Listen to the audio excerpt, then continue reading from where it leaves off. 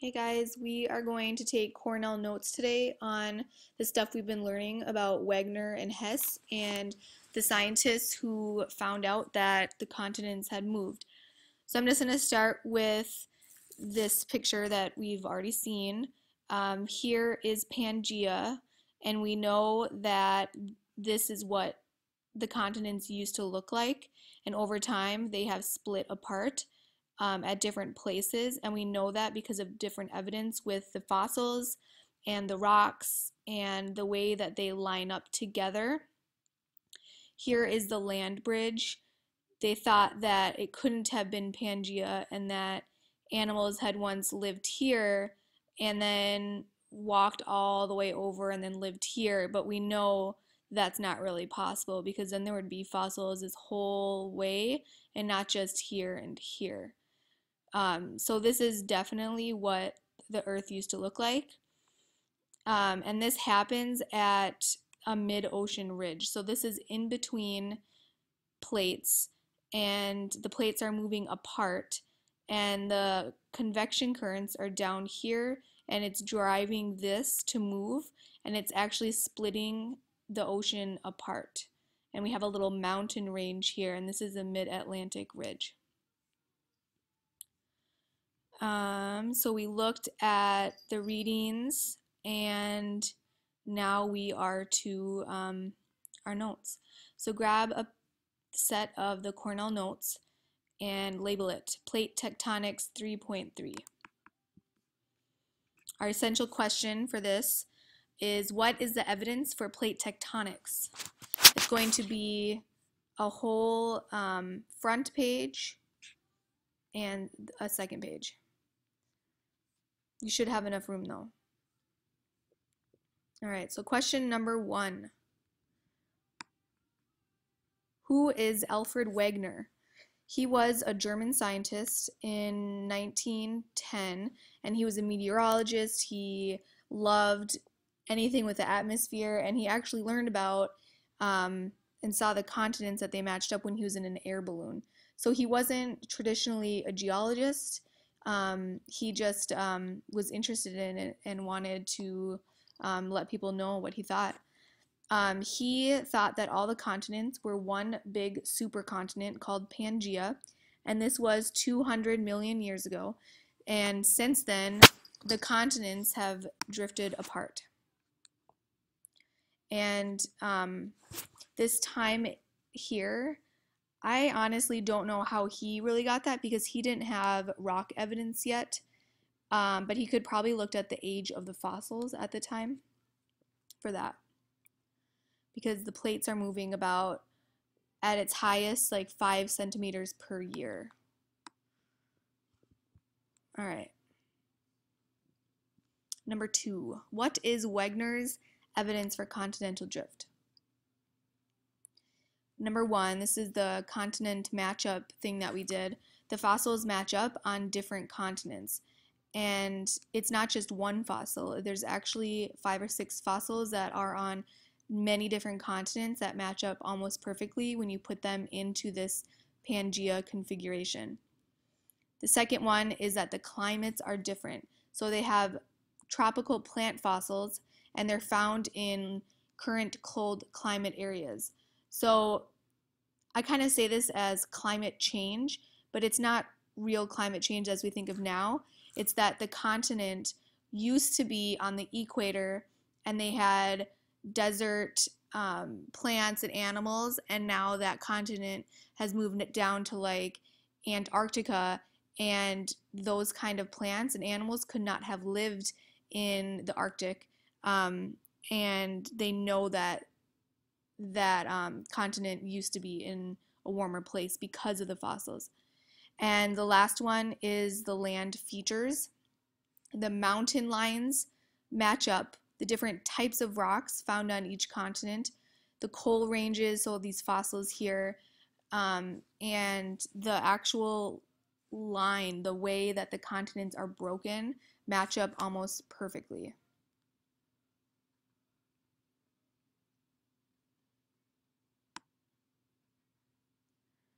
Why didn't scientists believe him? Scientists didn't believe him because he couldn't prove how this actually happened. So he had good evidence as to how they lined up, and he had the evidence that shows, well, the fossils line up, the mountains line up, the coastlines match up, but like, how does that happen? He didn't know because they didn't know much about the inner Earth. They didn't know much about the oceans, and this was a relatively new thing, and they haven't been measuring the distances to see where it was pushing apart at. And also, he wasn't a geologist, so they just didn't believe him. Thought he was crazy. So then, this was about 50 years later. Harry Hess is a scientist, and he actually worked for the Navy, and his job was to map the ocean floor. And he used sonar, and this is like sound waves that bounce off of the ocean floor and actually tell you the depth at each place. So he could see the map of the ocean floor. And let's just Google this. Map of ocean floor, Harry Hess. I don't think I've looked at this yet. Alright, there isn't really anything good, I guess. But here's an example of sonar. So, it says, what does the sea floor look like? It's hard to see because it's underwater. How do scientists make detailed 3D maps of the sea floor? They use variations of a method called sonar. Sonar involves echo sounding, the same method used by bats to navigate at night. And then it's measuring the time it takes for the sound to reflect off of the surface and return back to where the echo came from. So the longer that it takes for it to bounce all the way down and all the way back, the further that this distance is. And this should actually do this for us.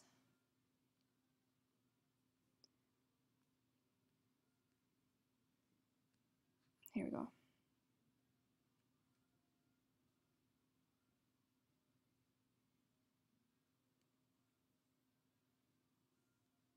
The deeper the water, the longer it takes for it to return. So they actually did this at the Mariana Trench, which is 11 kilometers deep, and it returns in less than 15 seconds. That still seems like pretty short.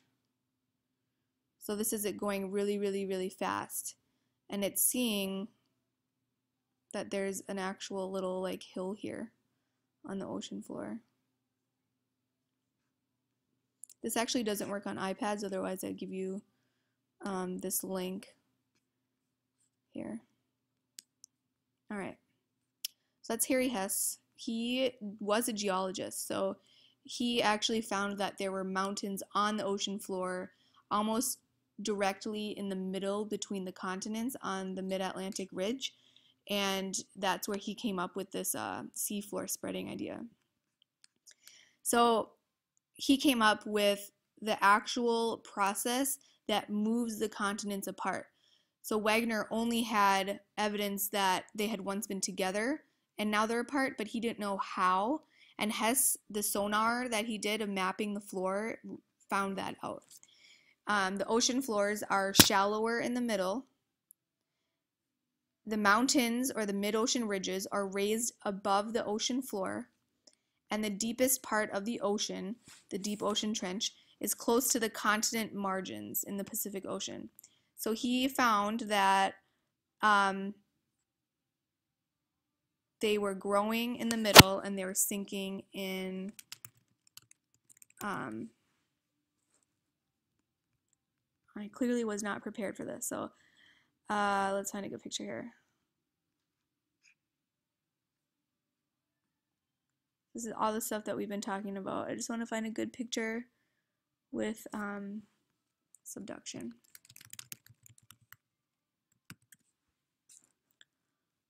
Right here. So it's coming up here. This is the mid-ocean ridge. This is where the seafloor spreading is happening, and it's building that mountain here. And as the magma is coming up and pushing it, it's pushing these apart on both sides equally. and so it's almost always directly in the middle of the ocean. And these go down, and then they actually subduct, and this is when that plate comes down and it recycles itself down here. So it's shallower here because it's newer and it has more sediment and other like random stuff that goes on the floor of the ocean. And so it's shallower here, and then it's more dense, so it sinks. And we'll talk more about this when we get to plate boundaries, but that's seafloor spreading with the mid-ocean ridge. And then over here is subduction, and that's at the trench. So the deepest part of the oceans are here. And it's actually pretty deep. Like there should be a smaller or a bigger part here. And this is a mountain. All right. So now I want you to pause the video and I want you to write a summary about this first page. So don't write it word for word because I pretty much have sentences here. A couple of sentences talk about Wagner, what is continental drift, and why Harry Hess is super important when we talk about Wagner. Here are some sentence frames. And make sure you take a picture of this one and the next one to submit that. So Wagner found that one piece of evidence for continental drift is, this was Wagner's idea, one piece of evidence for seafloor spreading is, and Hess found that. All right. On to the back page. What is a mid-ocean ridge? This is a mountain in the middle of the ocean, so middle of the ocean, and it's a ridge. Underwater mountain range where new ocean floor is made. It's a structure that is made from seafloor spreading. Almost always directly in the middle of the ocean. Number 7, what is seafloor spreading? The process where molten material or magma or melted rock adds new oceanic crust to the ocean floor. And it's creating that mountain because it's bubbling up and it's making basalt rock. That's igneous rock because it comes from a volcano. And there are 2 different types of crust. So seafloor spreading is in the middle of the sea, which is in the ocean, and that's the oceanic crust. And then we have the continental crust, which makes up land, the continents. We'll talk about that after when we get to plate boundaries. 8, what is the evidence for seafloor spreading? So how did he know? Yes, he did sonar, and Hess mapped the floor and he saw that it was shallower in the middle of the ocean. He saw a mountain and he saw subduction zones, but he could also find this other information. So pillow-shaped rocks. Look at some pictures here. Underwater. There you go. So these are basalt, which is an extrusive igneous rock. And this happens when the magma comes up and it comes in contact with the water. And that it just looks like this. Like it does not do that on land. The younger rocks are closer to the mid-ocean ridge, and the older rocks are further away. Let's go back to that GIF here. All right, so you see that these are moving away. These are younger. This is where the pillow-shaped rocks are. And then as more and more come, it's moving away. So the oldest rocks are here, and the youngest rocks are here. And over here somewhere, this is actually sinking, melting, moving around, convecting, melting, coming around, and then bubbled back up and starts over again. Sinks, goes around again. So young, old, recycled down here. And then magnetic strips. The iron magnetic direction in rock samples matches the magnetic pole reversals in Earth's geologic history. Right, welcome to part 2. Not be too much longer, I promise. So we're on the back side of the notes. What is a mid-ocean ridge? What is seafloor spreading? What's evidence for the seafloor spreading? This is really where Hess found his evidence that shows that this was the cause of continental drift. There are 2 more. Number 9, what is a deep ocean trench? Deep ocean trench is a very deep valley along the ocean floor where ocean floor slowly sinks into the mantle. Can't put an S there. Slowly sinks into the mantle. It's a structure that is made from subduction. So just like up here, we have the mid-ocean ridge.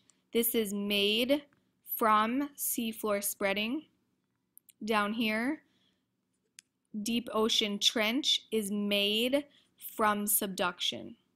So they kind of go hand in hand. Maybe you want to highlight these, deep ocean trench and subduction, with one color, and then go up here and highlight these another color, just to know that they go together. That will be important later on. And we have some pictures here of deep ocean trench. This is a good one. So we have the seafloor spreading with the mid-ocean ridge here. Younger to older to older to oldest, really, really old. And then it sinks here. And we have this trench, and it's really, really deep. And it's almost always off of the coast of some continent here. And it's the deepest part.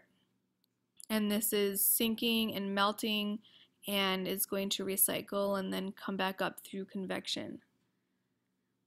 Here's another picture. We've got the oceanic crust coming down, and we have some earthquakes here because it's rumbling. And then when it melts up, it kind of like rises and the water comes out of it, and we have some volcanoes that happen because of the subduction on the continent. So this is with the ocean and a continent, and this subduction's happening. We've got our trench with volcanoes.